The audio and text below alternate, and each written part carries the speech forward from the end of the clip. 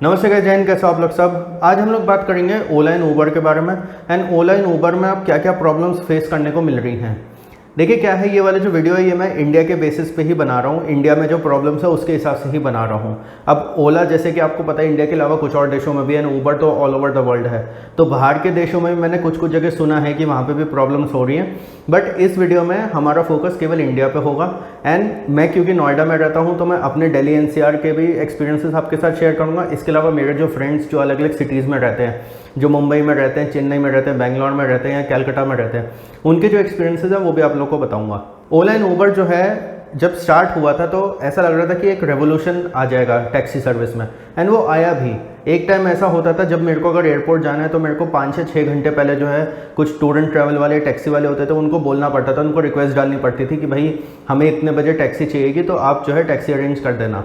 And वो usually ऐसा होता था कि आपको मान लीजिए शाम को 6 बजे एयरपोर्ट जाना है तो आपको सुबह 10 बजे बोलना पड़ता था या 9 बजे बोलना पड़ता था। अब ये हो गया है कि हम एयरपोर्ट जाने से 5 मिनट पहले भी ऐप पे कैब बुक करके एयरपोर्ट वगैरह जा सकते हैं। इसके अलावा एक ये भी एडवांटेज इसका हुआ कि आप दिल्ली एनसीआर में कहीं पे भी हो या आप किसी भी शहर में हो जहाँ पे ओला एंड ऊबर की सर्विस है, आप कहीं पे भी अटके हुए हो, कुछ भी है तो जीपीएस के थ्रू जो है आप वहाँ पे टैक्सी बुलवा सकते हो। आप टैक्सी से अपने घर जा सकते हो, आप कहीं और ट्रैवल कर सकते हो, या फिर आप मान लीजिए आप एक फ़ीमेल हो, आपको रात को आने में प्रॉब्लम है तो रात को भी आप आ सकते हो। हालांकि कुछ सेफ्टी इश्यूज़ भी रहे हैं ओला एंड ऊबर के साथ, जैसे कि 2014 में एक ऊबर में रेप केस हुआ था।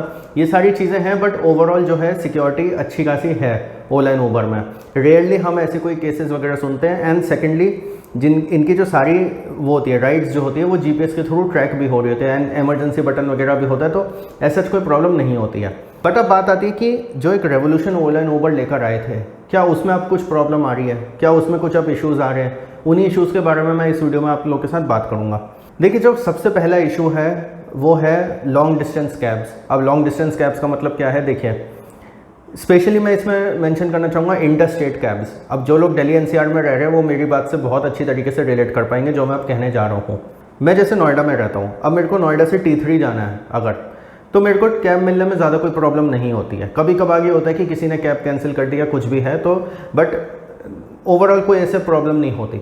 बट मान लीजिए मैं T3 से मेरे को नोएडा आना है एंड मैं एयरपोर्ट पे कैब ले रहा हूँ, तो आप ये मान के चलिए कि अगर मैंने 10 कैब बुक करी है तो उसमें से 8 पक्का कैंसिल होती हैं। मतलब इन शॉर्ट मैं आपको बोलूँ, मेरे को 4 कैब मेरी कैंसिल होती तब जाके एक कैब वाला मानता है कि हाँ ठीक है हम आपको नोएडा लेके चलेंगे। वो लोग हमेशा ये बोलते हैं कि नहीं जी हम तो गुड़गांव में हैं, हम तो यहाँ पे हैं, हम तो वहाँ पे हैं, हम यहाँ एयरपोर्ट से नोएडा नहीं जाएंगे, हम यूपी में नहीं जाएंगे, ये नहीं करेंगे, वो नहीं करेंगे, वो ये सारी चीज़ें वगैरह बोलते हैं। अब ओला एंड ऊबर को ये चीज़ ध्यान रखनी चाहिए कि अगर आप किसी सिटी में सर्विस दे रहे हो, अगर आप दिल्ली एनसीआर में सर्विस दे रहे हो, तो उसमें कस्टमर आपको कैसे भी मिल सकते हैं। आपको ऐसे भी कस्टमर मिलेंगे जो एयरपोर्ट से गुड़गांव जाना चाहता है, ऐसे भी जो एयरपोर्ट से द्वारका जाना चाहता है, जो फरीदाबाद जाना चाहता है, नोएडा, गाजियाबाद, या हो सकता है थोड़ा और दूर भी जाना चाहता हो। इन चीज़ों के लिए आपके ड्राइवर्स जो है रेडी होने चाहिए। बट मैंने देखा है कि जो कैब ड्राइवर्स होते हैं उनका बिहेवियर ऐसा हो गया है कि वो लोग जो है ना बिल्कुल भी इस बात पर ध्यान ही नहीं देते। वो कहते हैं जी आप कैब कैंसिल कर दो, वो हमेशा मना कर देते हैं, कह देते हैं कि जी हम नहीं जाएंगे वहाँ पे, आप कैब कैंसिल कर दो। एंड अगर हम लोग कैब कैंसिल करते हैं तो उससे 50 रुपये हमारी पेनल्टी कटती है। और अगर हम उनको ये कह दें कि नहीं जी आप कैब कैंसिल करो, तो वो लोग क्या स्मार्टनेस करते हैं, वो खुद से कैंसिल ही नहीं करते। वो ये कहते हैं कि ठीक है आप खड़े रहो वहाँ पे, हमें कोई फ़र्क नहीं पड़ता, आप खुद ही कैब कैंसिल करो। आप जब तक खुद कैब कैंसिल नहीं करोगे तब तक हमें कोई मतलब नहीं है। क्योंकि उनको पता है कि अगर मैंने कैब कैंसिल करी, अगर ड्राइवर्स ने कैब कैंसिल करी तो उनकी भी पेनल्टी कटती है, जितना मेरे को सुनने में आया है। तो इस वजह से जो ड्राइवर्स हैं ये सब चीज़ों का टीकरा जो है ना कस्टमर के ऊपर ही फोड़ देते हैं कि भाई हम वहाँ नहीं जाएंगे, आप कैब कैंसिल करो। भाई हम क्यों कैब कैंसिल करें। अगर मैं T3 पे खड़ा हूँ या मैं गुड़गांव में हूँ, मेरे को नोएडा जाना है, या फिर मैं फरीदाबाद में हूँ, मेरे को T3 जाना है, या फरीदाबाद में हूँ दिल्ली जाना है, या कुछ भी है, या गाज़ियाबाद में हूँ फिर दिल्ली जाना है, ये मेरी मर्ज़ी है। अगर आपको मेरी डेस्टिनेशन पे नहीं जाना तो आप कैब एक्सेप्ट क्यों कर रहे हो। मेरे को एक बार एक ओला ड्राइवर ने बताया था कि जब आप कैब की रिक्वेस्ट डालते हैं तो जो भी ड्राइवर आपकी रिक्वेस्ट को एक्सेप्ट कर रहा है उसके पास आपकी डेस्टिनेशन एंड आपका मोड ऑफ पेमेंट वगैरह आता है। अगर आपको डेस्टिनेशन नहीं जाना वहाँ पे तो आप कैब को एक्सेप्ट ही मत करो, आप उसको पास ऑन कर दो। पास ऑन जब वो होगी तो वो किसी दूसरे ड्राइवर के पास चली जाएगी, जिस ड्राइवर को जाना होगा वो जाएगा।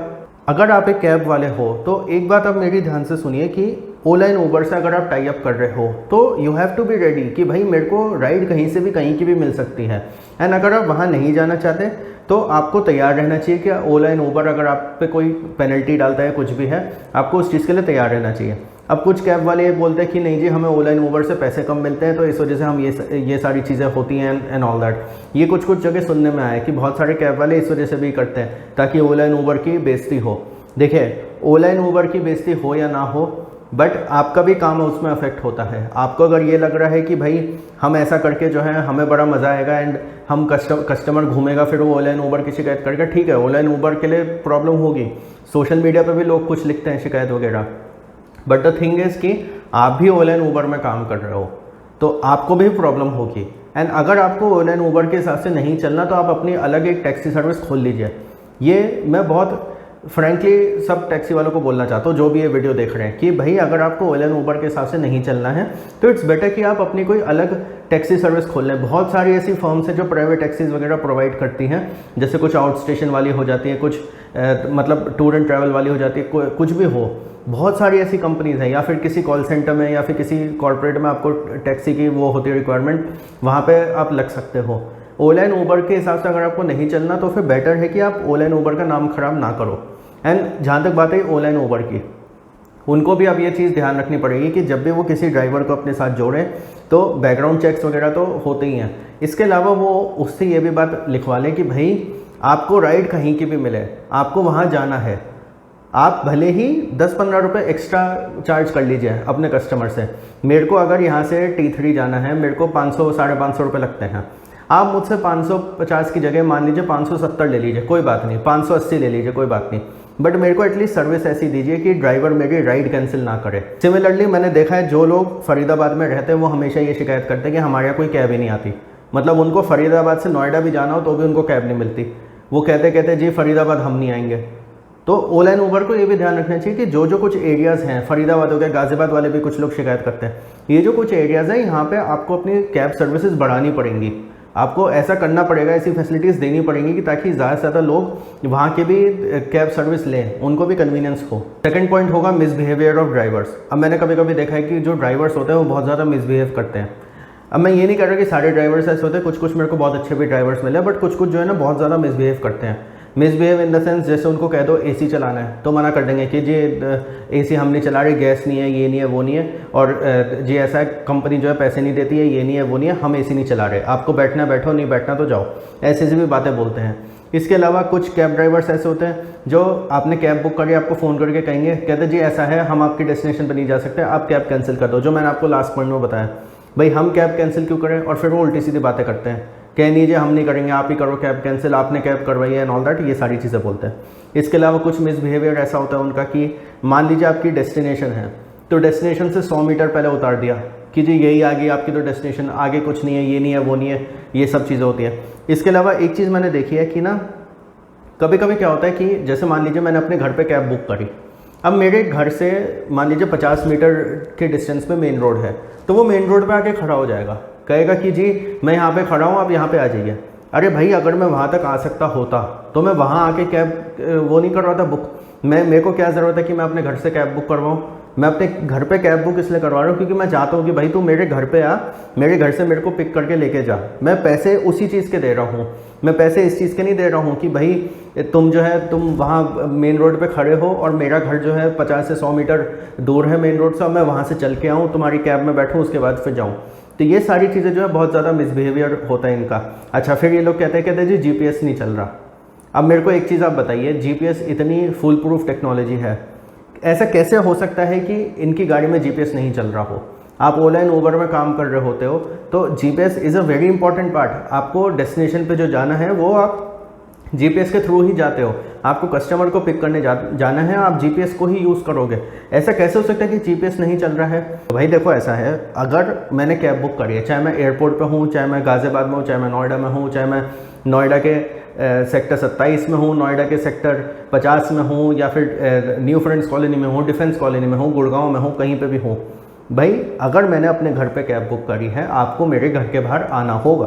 एंड ओला एंड ऊबर को भी ये चीज़ ध्यान रखनी होगी कि कस्टमर ने जहाँ पे कैब बुलवाई है, कैब वहाँ पे आ रही है या नहीं आ रही है। GPS से आजकल सब ट्रैक होता है, सारी चीज़ें पता लगती है कि ड्राइवर कहाँ गया कहाँ नहीं गया। एंड ये ओला एंड उबर वालों को भी पता होता है। बट क्या होता है, ये कभी कभी क्या करते हैं, 50 मीटर या 100 मीटर दूर खड़े हो जाएंगे, कहेंगे जी आप वहाँ पे आ जाइए। तो ये सारी मिसबिहेवियर वाली कुछ एक्टिविटीज़ है जो ये लोग करते हैं। अच्छा, फिर ये लोग एक और मिसबिहेवियर करते हैं, हालांकि इस मामले में मैं थर्ड पॉइंट में डिटेल में बताऊंगा आपको। बट ये लोग कहते जी अगर मान लीजिए आपने कहा कि हम कैश पे करेंगे, तो ये OTP नहीं डालते। कहते हैं कि जी हम OTP नहीं डालेंगे, आप एक काम करो, जो उसमें ऐप में दिखा रहा है आप उतने दे देना। अब बहुत सारे लोग सोचते हैं कि ठीक है हम उतने दे देंगे, OTP ना देने से क्या होता है। बट सबसे बड़ी बात, OTP ना देने से क्या होता है, आपकी राइड उसमें शुरू ही नहीं होती। ओला की ऐप में, ओला की ऐप में ये दिखाया जाता है कि भाई आपकी राइड शुरू ही नहीं हुई है। एंड मेरे को नहीं पता उसके बाद फिर आपको राइड कैंसिल करनी पड़ती है, ओला अपनी तरफ से कर देता है राइड कैंसिल या कुछ भी होता हो, what ever may be the thing. But वो उसको एक प्राइवेट राइड बन के ले जाता है, आपको प्राइवेट राइड बना देता है वो ड्राइवर जो है उसको। वो आपको कहता है कि भाई आपको जो ऐप में दिखा रहा है वही दीजिए। आपने वो बात उसकी मान ली, आपने अपनी डेस्टिनेशन पे पहुंच के उसको वो पैसे दे दिए। बट आप जब अपनी ऐप देखोगे तो उसमें कोई राइड रजिस्टर्ड नहीं हुई, कुछ नहीं हुआ है। अब इसका जो सबसे बड़ा नुकसान होता है वो ये होता है, भगवान ना करे, स्पेशली फॉर फीमेल्स, भगवान ना करे कल को कोई भी ऊंच नीच हो जाए, कुछ भी हो जाए, तो आपकी राइड नहीं चल रही है। This is not a ride which is related to Ola, which is an Ola ride, which is it is not an Uber ride. आपकी ऐप में कोई इमरजेंसी बटन नहीं होगा, कोई अलर्ट बटन नहीं होगा, कुछ नहीं होगा। ये एक प्राइवेट राइड मानी जाएगी एंड प्राइवेट राइड की रिस्पॉन्सिबिलिटी आपकी होगी। राइड में कुछ भी हो गया, चोरी हो गई या फिर फीमेल है, फीमेल के साथ रेप हो गया या कोई किडनैपिंग हो गई या फिर कोई मतलब इंजरी हो गई या कुछ मार पिटाई हो गई, कोई बहस हो गई, कुछ भी हुआ, उसकी आप शिकायत ओला एंड उबर में नहीं कर पाओगे फिर, बिकॉज आपकी जो राइड है वो एक प्राइवेट राइड के हिसाब से चल रही है। एंड इसका एक मैं बहुत अच्छा ट्रिक आपको बताता हूँ। अगर आपको ड्राइवर जो है वो करे, ड्राइवर आपको फोर्स करता है ना, आप एक कस्टमर हो, ड्राइवर आपको फोर्स कर रहा है कि नहीं जी आप कैश पेमेंट करना है, वही कर देना, मैं OTP नहीं डाल रहा। आप उसको कहो भाई देख ऐसा है, OTP आपको डालना होगा, कुछ ऐसा कह दो बहाना। मैंने एक बार ये बहाना बनाया था कि वो मेरे ऑफिस में मेरे को बिल देना होता है, मेरे को उसका रिइंबर्समेंट मिलता है, तो भाई बिल तो मेरे को चाहिए, क्योंकि जब वो प्राइवेट राइड करे तो मेरे को ओला से कोई बिल नहीं आएगा। बट अगर मैं उसको बोलूँगा तो वो ओला से बिल वगैरह आएगा। तो वो जो ड्राइवर था उसने मेरी एक बार में बात ये मान ली। बट ये है कि कुछ कुछ ड्राइवर्स बहस भी करते हैं फिर, तो अगर वो ज़्यादा बहस करे तो अगर आप अकेले हैं तो कभी कभी आप सोचोगे कि भाई हम क्यों बहस करें एंड ऑल दैट। बट कहीं ना कहीं ये एक प्रॉब्लम है, बहुत ज़्यादा मिसबिहेवियर होता है कभी कभी ओला ड्राइवर्स का। अब बात आती है तीसरा इशू जो कि है mode of payment. And let me tell you, ये पर्सनली मेरे को सबसे ज़्यादा अफेक्ट करता है। इसका रीज़न सिंपल सा ये है, मैं यूज़ करता हूँ ओला मनी। अब ओला मनी जब आप यूज़ कर रहे हो, या फिर आप चलो ओला मनी भी यूज़ नहीं कर रहे हो, आपने ओला की ऐप में अपना डेबिट कार्ड डाल दिया, या आप ओला मनी पोस्टपेड यूज़ कर रहे हो, या फिर आप मान लीजिए आपने पेटीएम वॉलेट को लिंक कर लिया, कुछ भी करा। इसमें सिंपली क्या होता है कि आपने कैब बुलाई, उसके बाद क्या हुआ, आप कैब में बैठे, आपकी जर्नी हो गई, उसके बाद आप अपनी डेस्टिनेशन पर पहुंच गए, ठीक है। डेस्टिनेशन पे पहुंचने के बाद आप चुपचाप निकलते हो अपनी गाड़ी से एंड अपनी डेस्टिनेशन पे चले जाते हो, जहाँ पे भी किसी घर जाना है, एयरपोर्ट जाना है, कुछ भी है, वॉटएवर। आपको कुछ पैसे देने की ज़रूरत नहीं पड़ती, ऑटोमेटिकली आपके ओला मनी अकाउंट से, पेटीएम वॉलेट से, डेबिट कार्ड से या UPI जो भी आपने उसके साथ लिंक कर रखा है उससे पैसे कट जाते हैं। यहाँ पे इशू ये आता है कि ये ड्राइवर्स जो हैं, ऐसी जो रिक्वेस्ट्स होती है ना, या ऐसी जो कैब, ऐसे जो लोग होते हैं जिनकी कैब बुक हुई होती है, उनकी कैब ही कैंसिल कर देते हैं। मेरे साथ मैं आपको बताऊँ, मैं अगर 5 कैब बुक करता हूँ, मेरी 4 कैंसिल होती हैं। उसका रीज़न सिंपल से है, because I am using Ola money. अब मैं ओला मनी इस वजह से यूज़ करता हूँ, भाई मेरे पास कभी कभी नहीं होते हैं चेंज, एंड स्पेशली जब आप एयरपोर्ट जाते हो ना, एंड ये चीज़ तो आप सब लोगों ने फेस करी होगी, चाहे आप किसी भी शहर में रहते हो, आप एयरपोर्ट जाओ या रेलवे स्टेशन जाओ, it is a high security zone. वहाँ पे पुलिस वाले खड़े होते हैं, वो कहते हैं कि आप कैब से उतरो और जल्दी जल्दी आप जो है अपनी जो स्टेशन है, स्टेशन के अंदर पे जाओ या फिर एयरपोर्ट के अंदर जाओ, बिकॉज वो एक हाई सिक्योरिटी जोन है। आपको वहाँ पे कोई भी गाड़ी ज़्यादा देर के लिए नहीं चाहिए। अब वहाँ पे मैं मान लीजिए 500 रुपये का मेरे पास नोट है, बिल आया 437 का, अब मैं वहाँ पे पहले जो है 30 रुपये अलग से ढूंढूँ, 7 रुपये अलग से ढूंढूँ, उसमें बहुत कन्वीनियंस इसमें रहती है कि भाई ठीक है मैं अपनी सामान उतारूँ, मैं चले जाऊँ, अपने आप 437 रुपीज़ मेरे वॉलेट में से कट जाते हैं। अब ये जो पूरी कन्वीनियंस है ना, इसकी वजह से ही मैंने ओला मनी अपना एक्टिवेट करवाया था। एंड ओला वाले भी ये बात बोलते हैं कि भाई आपको ये कन्वीनियंस होगी, आपको कोई उसमें प्रॉब्लम नहीं होगी, आप आराम से अपनी डेस्टिनेशन पे जाओ, कोई छुट्टों का चक्कर नहीं, कुछ नहीं। आपको पता है आजकल जब से UPI आया है, पेटीएम वॉलेट वगैरह आया है, कितनी हमें कन्वीनियंस हो गई है। कहीं छुट्टे नहीं देने पड़ते, कहीं कुछ वो नहीं, सब ऑनलाइन पेमेंट होता है, सब कुछ है। But I fail to understand कि ये ड्राइवर लोग ऐसा क्यों करते हैं। अच्छा, फिर एक बार मैंने एक ड्राइवर को ये बात बोली, तो वो मेरे से कहते सर आप एक काम किया करो, आप ना कैश पे कर दिया करो। मैं तो मेरे पास कैश नहीं होता, तो वो कहता आप कैश पे कर दिया करो, फिर आप मेरे पेटीएम वॉलेट पे आप मेरे को मेरा जो पर्सनल पेटीएम है उस पर ट्रांसफ़र कर दिया करो, या मेरा जो पर्सनल गूगल पे या फ़ोन पे है उस पर ट्रांसफ़र कर दिया करो। भाई मैं ऐसा क्यों करूँ? 100 बात की एक बात ये है, ठीक है, इसमें कोई प्रॉब्लम नहीं है, बट फिर क्या होगा अगर मैंने कैश कर दिया तो जैसे ही मैं कैब में बैठूंगा फिर आप कहोगे कि भाई ये OTP मत दीजिए, हम आपको जो ऐप में दिखा रहा है वही पेमेंट कर दीजिएगा। मान लीजिए मैं डेस्टिनेशन में पहुंच गया, मान लीजिए मैंने उसकी बात मान ली कि चल भाई ठीक है कोई बात नहीं, उसने OTP भी डाल दिया, उसने राइड भी नॉर्मल रखी, मैं एयरपोर्ट पहुंचा। अब एयरपोर्ट पहुंच के पहले मैं उससे उसका नंबर पूछूं, नंबर क्या है भाई तुम्हारा, उसके बाद फिर मैं उसको पेमेंट करूं, वो सब करूं। मेरे को इतनी सिरदर्दी क्यों करनी है? हम लोगों को वो कन्वीनियंस चाहिए कि भाई हम अपनी डेस्टिनेशन में पहुंचे, चुपचाप अपना सामान लें और निकल जाएं, ख़त्म बात। हमें वहाँ पे ये नहीं करना कि हालांकि कुछ लोग कहेंगे कि भाई आप कैब वाले का नंबर जो है जब आपकी राइड चल रही है तभी आप ले लो, तभी आप टाइप कर लो एंड ऑल दैट। कुछ लोगों को हो सकता है ये चीज़ें ठीक लगती हो, मेरे को बहुत इनकन्वीनियंस लगती है इसमें कि मैं हर एक ड्राइवर का नंबर लेता रहूँ और फिर उनके पेटीएम या गूगल पे या फ़ोन पे में ट्रांसफ़र करता रहूँ। मुझे उससे बेटर यही लगता है कि भाई ओला मनी मेरा एक्टिवेटेड है, ओला मनी पोस्टपेड मेरा एक्टिवेटेड है, उसमें आराम से मेरे पैसे कटते रहते हैं। और मैं जो है पोस्टपेड वाला जो होता है उसमें हर 15 दिन में आपको बिल जनरेट होता है, उससे आप पेमेंट कर सकते हो, और आप चाहो तो पहले भी पेमेंट कर सकते हो। अगर आपको और राइड्स नहीं करनी है, क्लियर ड्यूज करने, उसका ऑप्शन होता है, वो सारी भी चीज़ें आप कर सकते हो। तो ये एक बहुत बड़ा इशू है कि मोड ऑफ पेमेंट, और इनको पहले से पता होता है। और ये कभी कभी क्या करते हैं, कैब वाले फ़ोन करके आपसे पूछेंगे अच्छा आप पेमेंट कैसे करोगे, अच्छा ओला मनी ठीक है, वो कहते ठीक है जी हम आ रहे हैं, फ़ोन उन्होंने काट दिया, तभी आप अपने फ़ोन में ऐप में क्या देखते हो, राइड हैज़ बीन कैंसल्ड। दूसरी तरफ कुछ ड्राइवर्स क्या बोलेंगे, कहेंगे कि सर ठीक है चलेंगे, आप वो कैश पेमेंट कर देना। क्यों करूं भाई कैश पेमेंट? या तो अगर तुम ओला मनी एक्सेप्ट नहीं करना चाहते हो तो ओला में काम क्यों कर रहे हो? ऊबर में जो डिजिटल पेमेंट्स है वो अगर आप यूज़ नहीं करना चाहते हो तो आप ऊबर ओला में काम क्यों कर रहे हो? एक ड्राइवर ने मेरे से कहा कि भाई सर 24 घंटे बाद मिलते हैं। ठीक है 24 घंटे बाद मिलते हैं, भाई कोई भी कंपनी वो बाद में ही देती है। मैंने 5 साल अमेजोन एंड फ्लिपकार्ट पे सेलिंग करी है, मेरे को 15 दिन बाद पेमेंट आता था, कोई भी ऑर्डर गया, एंड वो 15 दिन बाद भी तब आता था जब 15 दिन उसको डिलीवरी को हो चुके हैं। मतलब मैंने मान लीजिए भेजा उसको 1 तारीख को, वो पहुंचा 3 तारीख को, 3 तारीख के बाद 15 दिन, एंड उसमें भी 10 दिन जो है रिटर्न के हैं। अगर उन 10 दिनों में रिटर्न हो गया तो कोई पेमेंट नहीं आएगी, तो लॉजिस्टिक कटेगा बस आपका। अगर ओला एंड ऊबर की कुछ ऐसी पॉलिसीज़ हैं जिसकी वजह से टैक्सी वालों को प्रॉब्लम हो रही है तो टैक्सी वालों को ओला एंड ऊबर से बात करनी चाहिए। अगर ओला एंड ऊबर उनकी बात नहीं सुनता है तो बेटर है कि ओला एंड ऊबर से काम ही ना करो आप। यहाँ पे ओला एंड ऊबर के जो मैनेजमेंट है उसको भी ये चीज़ ध्यान रखनी चाहिए कि भाई अगर आपके टैक्सी वाले ऐसी कोई चीज़ें फेस कर रहे हैं तो आप उनकी ग्रीवेंसेस को रिजॉल्व करिए। हाँ मैं ये नहीं कह रहा कि आप टैक्सी वालों की सारी बातें मान लो, क्योंकि क्या होता है कभी कभी टैक्सी वाले ऐसे भी होते हैं जो सोचते हैं कि अच्छा बड़ी कंपनी है इसको दबाओ एंड ऑल दैट। एंड अगर कोई ड्राइवर ऐसा है जो नीचा दिखाने की कोशिश कर रहा है या फिर ओला एंड ऊबर को दबाने की कोशिश कर रहा है तो ओला एंड ऊबर को अपने टाइज उसके साथ वैसे ही ख़त्म कर देने चाहिए।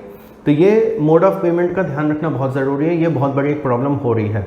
4th पॉइंट होगा customer care of Ola and Uber. अब बहुत बार मैंने एक चीज़ देखी है कि ओला एंड ऊबर का जो कस्टमर केयर है ना उस पर आप बात करो, मतलब आप अपनी प्रॉब्लम सब बताते हो, सब कुछ है, वो लोग बोलते तो हैं कि हाँ जी हम एक्शन लेंगे, हम आपको मतलब आपका जो सजेशन है हम उसको बहुत सीरियसली लेंगे, ये है वो है एंड ऑल दैट, बट मेरे को ना वो एक्शन ग्राउंड पे कभी दिखता नहीं है। कस्टमर केयर तो एक ऐसी चीज़ है जो ओला एंड ऊबर के डायरेक्टली कंट्रोल में है। हाँ एक बार को आप टैक्सी वाले का बिहेवियर पूरी तरीके से कंट्रोल नहीं कर सकते हो, बट आप अपने कस्टमर केयर को अच्छी तरीके से कंट्रोल कर सकते हो। तो इसलिए ये चीज़ ध्यान रखिए कि भाई जो आपके कस्टमर आपको कॉल कर रहे हैं, कोई भी ग्रीवेंस आपको बता रहे हैं उसको सीरियसली लीजिए।